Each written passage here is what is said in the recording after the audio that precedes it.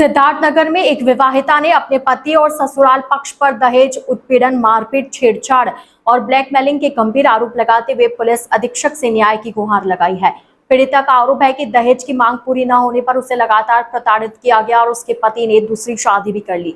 पीड़िता ने यह भी आरोप लगाया कि उसके साथ मारपीट की गई, आभूषण छीन लिए गए और निजी फोटो वीडियो वायरल करने की धमकी देकर ब्लैकमेल किया जा रहा है। मामले की शिकायत पुलिस को दे दी गई है। पुलिस का कहना है कि शिकायत के आधार पर जांच की जा रही है और जांच के बाद आवश्यक कानूनी कार्रवाई की जाएगी। ITN नेशनल की इस न्यूज में इतना ही। अन्य खबरों के लिए जुड़े रहिए ITN नेशनल के साथ। क्या नाम आपका? मेरा नाम फरीन है। मैं बुड्ढी खास की रहने वाली हूँ और मेरी शादी वहाँ खालसा बगुलावा ग्रांट मोहम्मद अशरफ के साथ हुई थी। 7 नवंबर 2024 को मेरी शादी हुई थी मुस्लिम रीति रिवाज के साथ। और शादी के 2 महीना के बाद मुझे अच्छे से रखे और मुझे उसके बाद में मुझे घर वाले, मेरे पूरे घर वाले मिलके मुझे दहेज के लिए प्रताड़ित करने लगे। उसके बाद मेरे भाई लोग, मेरे पिताजी नहीं है, दहेज बहुत मांगने के अनुसार बहुत दिए। 10 तोला जेवर दिए, 11 तोला, 1 तोला मैं लेके आई थी, 11 तोला जेवर दिया गया था और 7-8 लाख का सामान दहेज दिए थे। उसके बाद भी ये लोग वो दहेज मांग रहे थे। दहेज के लिए मुझे मारने की धमकी दे रहे थे, छत से ढकेल देंगे, करंट लगा के मार देंगे।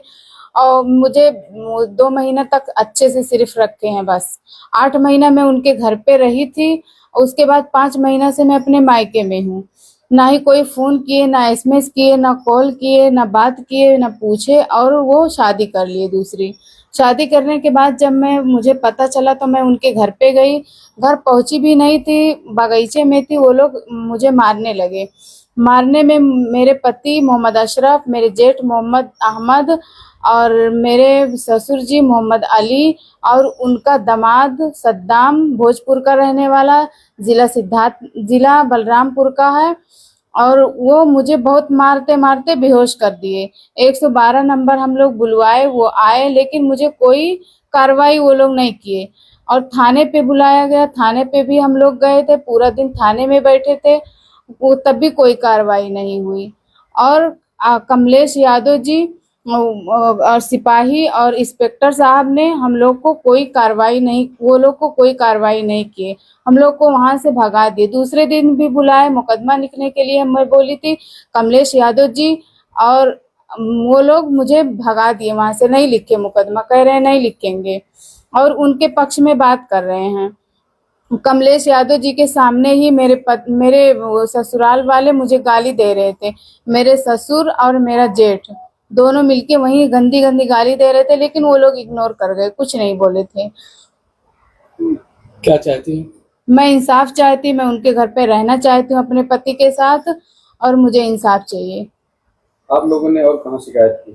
मैं कठेला थाने में शिकायत की और कप्तान साहब के यहाँ एप्लीकेशन दी थी, लेकिन तब भी कोई कार्रवाई नहीं हुई है। क्या कह रहे हैं आपके ससुराल वाले? मेरे ससुराल वाले कह रहे हैं हम नहीं रखेंगे। और मेरे ससुर जी मेरे साथ छेड़खानी कर रहे थे ससुराल में। मैं अपने पति को बताई थी, लेकिन वो कह रहे थे जो मेरे पिताजी कह रहे हैं आप नहीं करोगी तो मैं आपको भगा दूंगा यहाँ से, मैं दूसरी शादी करूंगा, आपको करना पड़ेगा जो वो कह रहे हैं।